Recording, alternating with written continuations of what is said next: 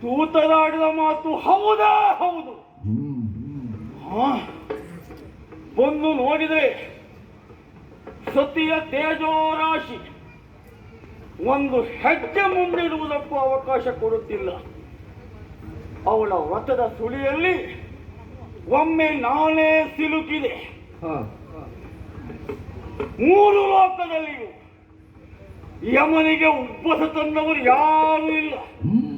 ಆದರೆ ಈ ನಾರಿ ಯಮನಿಗೆ ಉಬ್ಬಸ ತರುತ್ತಿದ್ದಾಳಲ್ಲ. ಏನ್ ಮಾಡಲಿ ಈಗ? ಕರ್ಮಭ್ರಷ್ಟನಾಗುವುದಕ್ಕೆ ಸಾಧ್ಯವೇ ಇಲ್ಲ. ಯಮನು ನಿಯಮಕ್ಕೆ ಬದ್ಧ ತಾನೆ. ಹಾಗಾದ್ರೆ ನನ್ನ ಕರ್ತವ್ಯವನ್ನು ಮಾಡುವುದಕ್ಕೆ ಮುಂದಾಗಬೇಕು ಅಂತಾದ್ರೆ ಏನ್ ಮಾಡ್ಲಿ?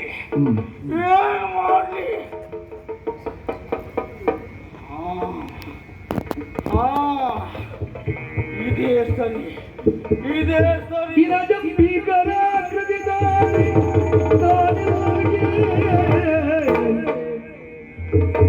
ಬೆಚ್ಚಿದಳು ಯಮನನ್ನು ಕಾಡುತ್ತಲಿ ಬೆಚ್ಚಿದಳು. ಪ್ರತಿಪಥವ ತಪ್ಪಿದಳು.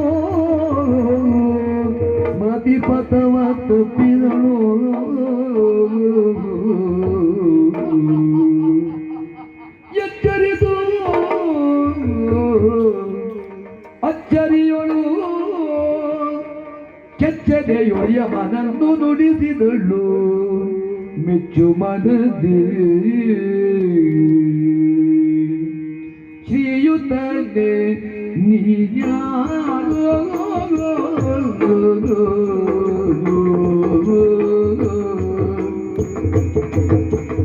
ಶ್ರೀಯುತನೆ ನೀನ್ಯಾರು ಕುಳ್ಳಿರೋ ಮಾಯಕನೋ ನರನಾಗ ಸುರನೋ ಮಾಯಕನೋ ನರನಾಗ ಸುರನೋ ಶ್ರೇಯಸೇ ನನ್ನ ಸೊದೆಯೋ ಹಯಪತಿಗಾಯಗಳು ವಂದಿಸುವೆನೋ ಶ್ರೇಯಸೇ ನನ್ನ ಸೊದೆಯೋ ಹಯಪತಿಗಾಯಗಳು ವಂದಿಸುವೆನು ಕುಳ್ಳಿರು ನೀನ್ಯಾರೋ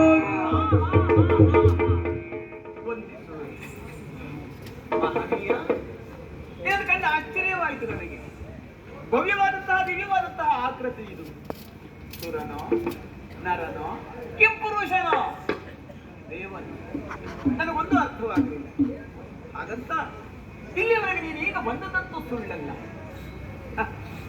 ಭದ್ರತೆಯಾದಂತಹ ಹೆಣ್ಣೊಬ್ಬಳಿಗೆ ತಾನಿರುವ ತಾನವೇ ಮನೆ. ನನ್ನ ಮನೆವರೆಗೆ ಬಂದಿರುವಂತಹ ಅತಿಥಿ ನೀನನ್ನೋದಕ್ಕೆ ಮಾಡಬೇಡಿ. ಬಾ ಒಳ್ಳೆಯದು. ಮೊದಲಾಗಿ ನನ್ನ ಪರಿಚಯವನ್ನು ಹೇಳ್ತಾ ಇದ್ದೇನೆ. ನೀನು ಯಾರು ಅಂತ ಕೇಳುವ ಮೊದಲು ನಾನಾರು ಅನ್ನುವುದನ್ನು ಹೇಳಬೇಕಂತೆ. ಅಶ್ವಪತಿಗೆ ಮಗಳು ನಾನು, ಜುಮತ್ಸೇನನ ಸೊಸೆ. ನನ್ನ ಹೆಸರು ಸಾವಿತ್ರಿ. ಬಾ ಕುಳ್ಳಿರು. ನೀನು ಯಾರು ಅನ್ನೋದನ್ನ ಮತ್ತೆ ಹೇಳಬಹುದು. ಕುಳ್ಳಿರು.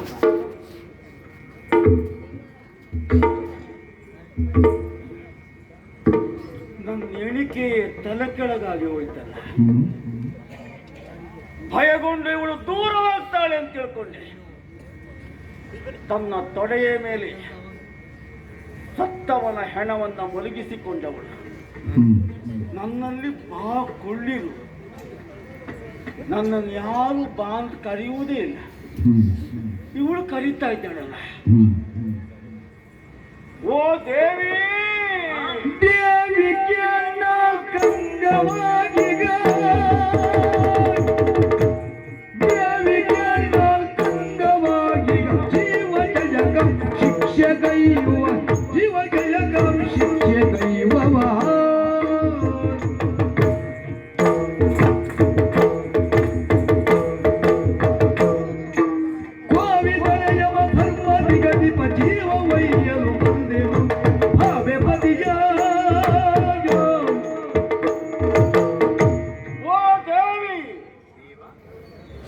ನಿನಗೆ ಹೀಗೆ ಕರೆಯದೆ ಬೇರೆ ದಾರಿಯೇ ನನಗಿಲ್ಲ.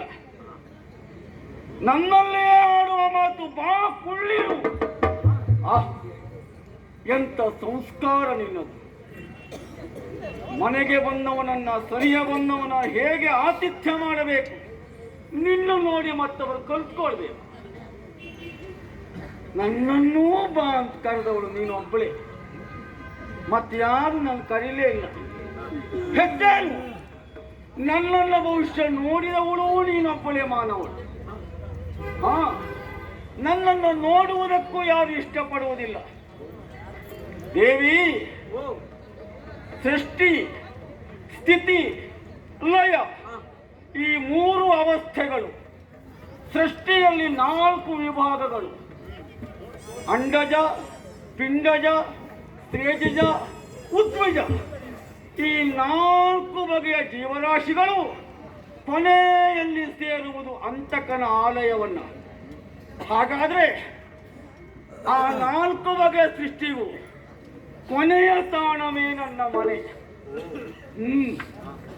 ನನ್ನನ್ನ ಯಮ ಅಂತ ಕರೀತಾರೆ. ಅಷ್ಟೇ ಅಲ್ಲ, ಕ್ರತ ಅಂತ ಕರೀತಾರೆ. ಧರ್ಮ ಪುರುಷನು ಅಂತ ಕರೀತಾರೆ.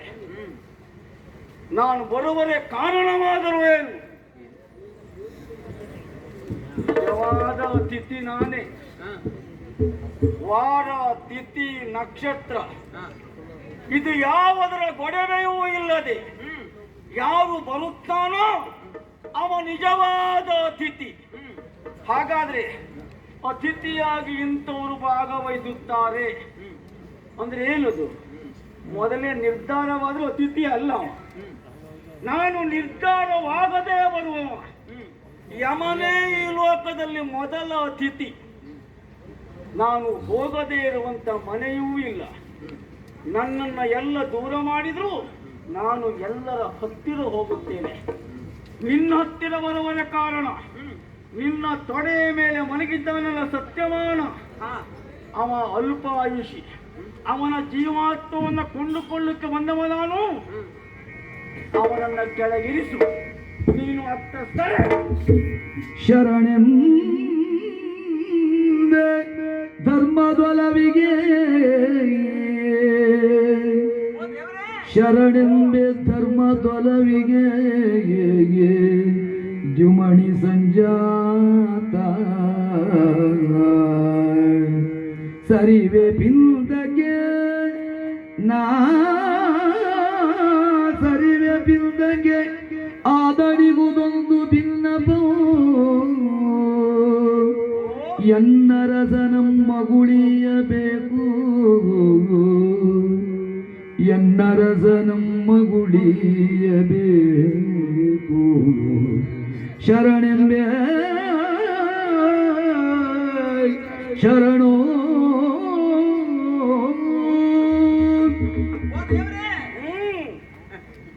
ಸೂರ್ಯ ಸುತ ನೀನು ವಿಶೇಷವಾದಂತಹ ಪ್ರಭೆಯನ್ನು ಹೊಂದಿದ್ದೀಯ. ನಿನ್ನನ್ನು ಕಂಡಾಗ ಪಾವನನಾದ ನಾನು ಅಂತ ಅನಿಸಿತು ನನಗೆ. ಆದ್ರೆ ಕೇವಲ ಯಮನಾಗಿ ನಿನ್ನನ್ನು ಕಂಡದ್ದಲ್ಲ, ಯಮ ಧರ್ಮನಾಗಿ ನಾನು ನಿನ್ನನ್ನು ಕಾಡ್ತಾ ಇದ್ದೇನೆ. ಧರ್ಮದೊಲವು ನೀನು ಕೇಳಿದ್ದೇನೆ. ಧರ್ಮದ ಕುರಿತಾಗಿ, ಧರ್ಮ ಕಾರ್ಯವನ್ನು ಮಾಡುವವರ ಕುರಿತಾಗಿ ಒಲವನ್ನು ಹೊಂದಿರುವಂತಹ ನಿನ್ನಲ್ಲಿ ಕೈ ಮುಗಿದು ಕೇಳಿಕೊಳ್ಳುವುದು ನಾನಿಲ್ಲಿಂದ ಸರಿಯಬೇಕು ಅಂತಾದ್ರೆ ನನ್ನಿನಿಯ ಅಲ್ಪಾಯುವಾತ ಪ್ರಾಣ ಬಿಟ್ಟಿದ್ದಾನೆ, ಅವನ ಜೀವವನ್ನು ಹಿಂದಿರುಗಿಸು, ನಾನು ಹಿಂದಿರುಗಿ ಹೋಗ್ತೇನಂತೆ. ಧರ್ಮಭ್ರಷ್ಟ ಯಾವ ಕಾಲಕ್ಕೂ ನಾನು ಆಗಲಾರೆ.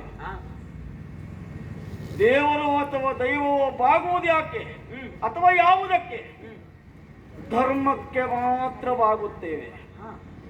ನಿನ್ನಲ್ಲಿಯೂ ಧರ್ಮ ಕಾಣಲಿಲ್ಲ ಈ ವಿಚಾರದಲ್ಲಿ. ಅಂದ್ರೆ ಅವ ಸತ್ತಿದ್ದಾನೆ, ಅವನನ್ನ ಕೊಂಡೊಯ್ಯಬೇಕಾದ್ದು ನನಗೆ ಕರ್ಮ, ನನಗದುವೇ ಧರ್ಮ. ಹಾಗಾಗಿ ಹಿಂದಕ್ಕೆ ಹೋಗು, ನನ್ನ ಕರ್ತವ್ಯಕ್ಕೆ ಅಡ್ಡಿಪಡಿಸಬೇಡ. ಹಾಗೆ ನೀನು ಹೋಗುವುದಿಲ್ಲ ಅಂತಾದ್ರೆ ನಾನು ಪಾಶವನ್ನ ತೊಡಿಸ್ತೇನೆ, ಅವನನ್ನ ಎಳೆದುಕೊಂಡು ಹೋಗ್ತೇನೆ. ಇಲ್ಲ ದೇವರೇ, ನಾನು ಹಿಂದಿರುಗಿ ಹೋಗುವಳಲ್ಲ.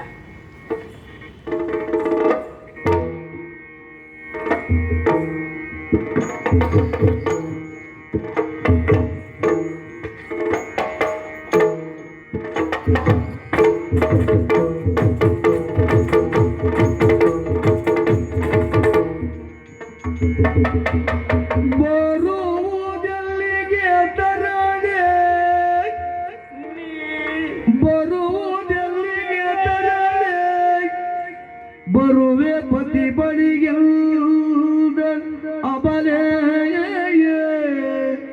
ನಾ ಬರುವೆ ಪತಿ ಬಳಿಗೆಲ್ದಳ ಬಲೆ ಬರುವುದನುಚಿತನಿರಾಗೆ ಬರುವುದನುಚಿತ ಎನ್ನ ಉಚಿತವಾಗೈಯುವುದ ಅರುಗೆಂದಳು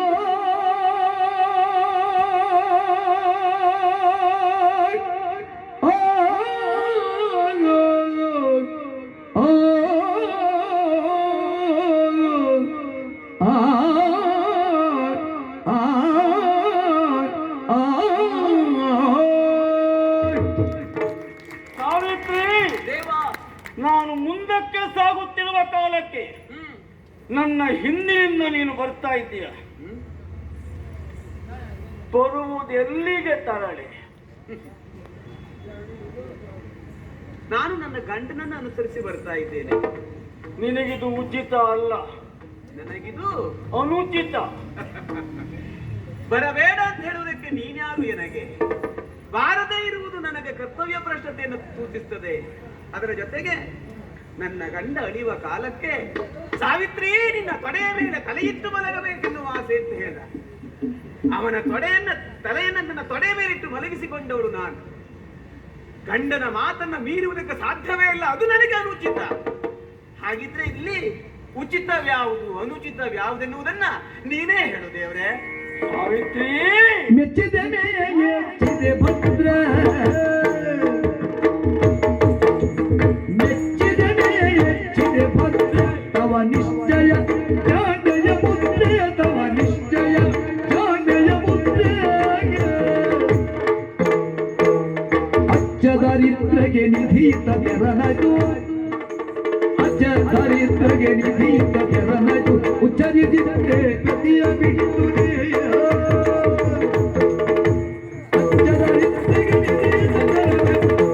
ಉಚ್ಚರಿಸಿದ್ದೆ ಪತಿಯ ಬಿಟ್ಟು ಮೆಚ್ಚಿದ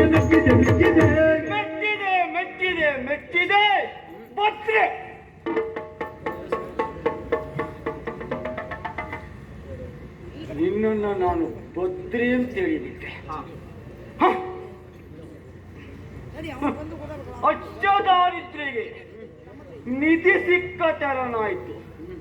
ಹೇಗೆ ಆವಿಷ್ಯಯುವಾಗದಲ್ಲಿ ಈ ಸತ್ಯವಾನ ದರಿದ್ರ್ಯ ಆತ ಅಲ್ಪಾಯುವಾದ ಕಾರಣಕ್ಕಾಗಿ ಅಂಥವನಿಗೆ ನೀ ಸಿಕ್ಕಿದ್ದು ನಿಧಿ ಸಿಕ್ಕ ತೆರನಾಯಿತು.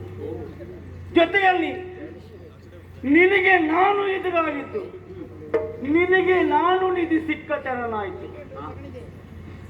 ಮೆಚ್ಚಿದ್ದೇನೆ, ನಿನ್ನ ಕಾರ್ಯಕ್ಕೆ ಮೆಚ್ಚಿದ್ದೇನೆ, ತಲೆದೂಗಿದ್ದೇನೆ. ಬೇಕಾದ ವರವನ್ನು ಕೇಳು, ಕೊಡ್ತೇನೆ.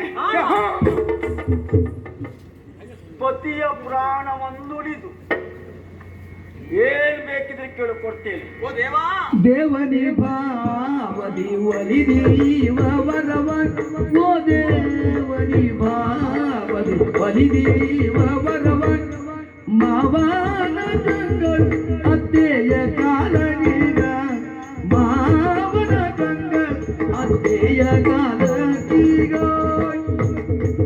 ದೇವ, ಓ ಬಲಿದಿರುವಂತಹ ನೀನು ನನಗೆ ವರವನ್ನು ಕೊಡುವುದಕ್ಕೆ ಮುಂದಾಗ್ತಾ ಇದ್ದೀಯ. ಖಂಡಿತ.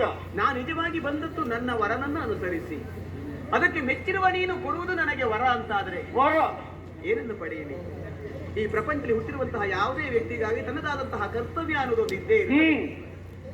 ನನ್ನ ಪತಿಗೂ ಕರ್ತವ್ಯವಿತ್ತು. ನನ್ನ ಅತ್ತೆ ಮಾವಂದಿರು ಯುದ್ಧದಲ್ಲಿ ಕಣ್ಣುಗಳನ್ನು ಕಾಲುಗಳನ್ನು ಕಳಕೊಂಡವರು.